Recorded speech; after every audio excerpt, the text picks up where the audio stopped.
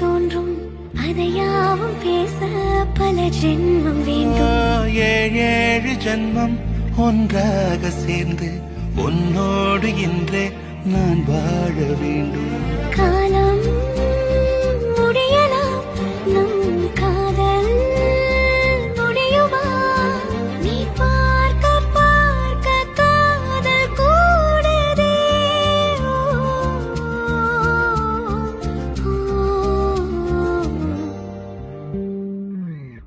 உன்னாலே என்னாலும் என் ஜீவன் வாழுதே.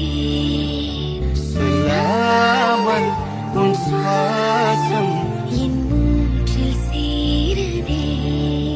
உன் கைகள் கோர்க்கும் ஓர் நொடி